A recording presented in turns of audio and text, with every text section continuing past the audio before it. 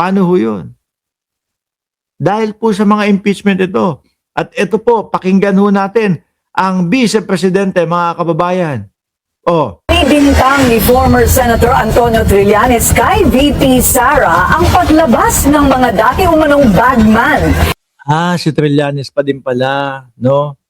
Patungkol doon sa 18 marites. Ni Saldico, para kay Trillanes, wala na sa tamang pag-iisip ang bise.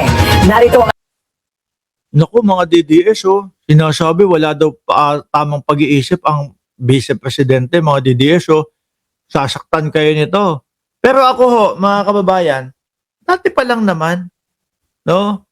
Dati pa lang, nung panahon ng kainitan, nung confidential funds, kung maalala nyo po, biglang nagpatawag ng press conference ang Vice Presidente.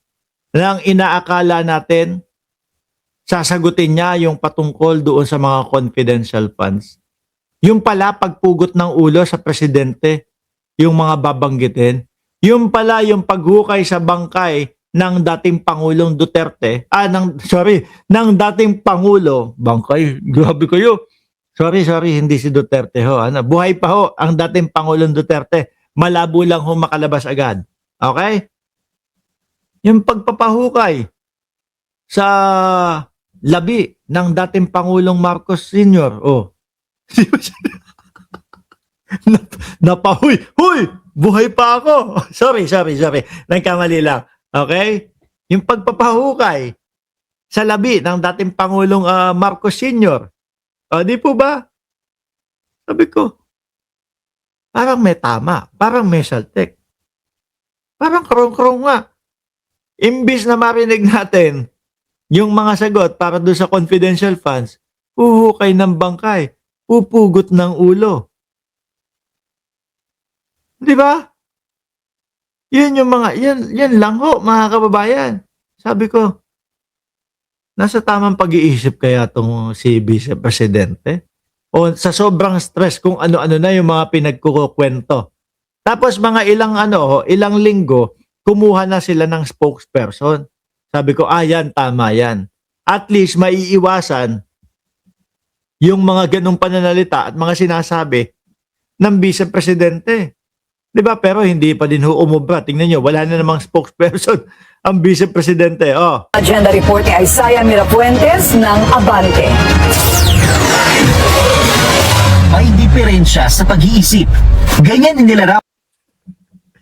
Mga DDS, may diferensya daw sa pag-iisip ang Vice Presidente. Na tila kinutyan Kumbaga may katok. dating Senador Antonio Trillanes, si Vice President Sara Duterte. Base raw yan sa kanyang obserbasyon at yan na rin daw ang sinasabi sa kanya ng mga nakakausap niyang sundalo. Miski tayo. Yung simpleng nanonood lang tayo, pinapakinggan lang natin ang Vice Presidente. Pero yun ho talaga yung yun ho talaga yung nakikita natin Parang may saltik, sabi ni Joel Q. Oo, ano talaga? About the term dyan, krong-krong. Alam natin when we see somebody na may diferensya. Di ba? Ako hindi ko i-risk ito. Nagbibigyan mo to ng powers ng presidency. Iba to. Dagdag na rin umano rito ang mga Ayan, ipinalabas ho yan sa Congress. Dami na galit ng mga DDS. Bakit daw ipinalabas? Yung pagmumura ni Vice Presidente, 2 beses pa daw ho pinalabas sa Congress yung pagmumura ng Vice Presidente, mga bossing. Gagalaiti ho sila. Siyempre, kasama yan doon sa ebidensya. No? Kasama yan doon sa dahilan kung bakit ipinapa-impeach ang Vice Presidente. video na inilabas ng pangalawang Pangulo. Kabilang ang pagbabantaya sa buhay ng first couple at dating House Speaker Martin Romualdez. Kaya GT Trillanes, Bottom line, she is unfit to hold public office and more so, she is unfit to be president. Oo naman. Di pagka naging presidente ang Vice Presidente, yung sinasabi ng mga DDS na lagot tayo, magtago na tayo. Yung sinasabi nila, mapapatay. Naku, yari. Mike Ramos, Tegi. Mga DDS, utik na yan. Siguro, sama na ng loob sa akin ng mga DDS. Tigil ko na to, ha? Lipat tayo. alisin na natin si dating Senador Antonio Trillanes. Lipat na tayo sa AMBA. O eto, hindi. Panoorin natin at pakinggan nyo yung isa doon sa mga idol ninyo.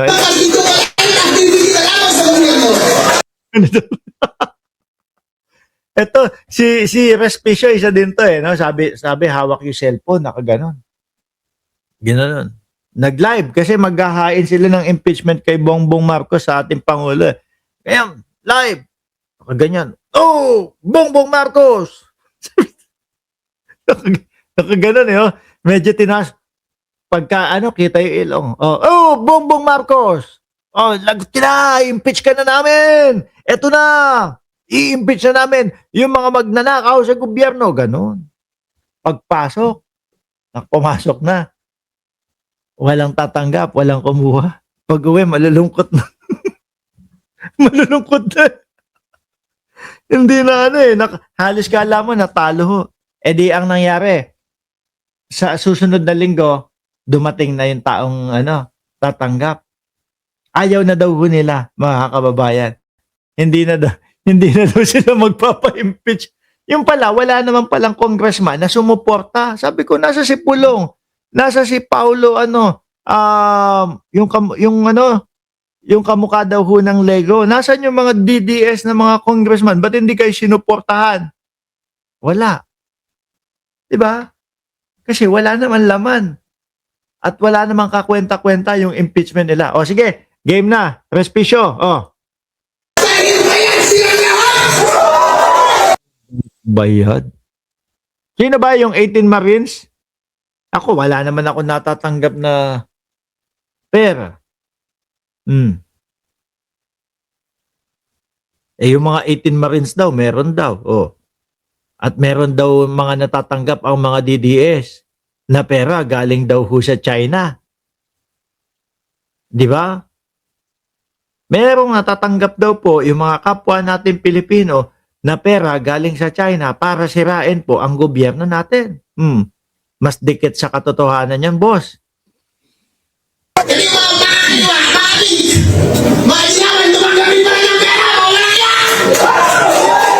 Noong ginagawa nilang scapegoat si Zaldico, di ba sinasabi nila na, uy, si Zaldico, bakit 18 Marines ang iyong mga bodyguard? Meron bang gano'n? Meron ba sinabi si Zaldico na may 18 siyang O gawa-gawa lang nito para kumonek lang? No, wala naman ako narinig doon Ang sabi ni Zaldico, yung maleta, yung mga nando sa katabi ng sports car, yun lang ang narinig ko Pero nung lumabas yung mga 18 Marines, ang sinabi nila totoo,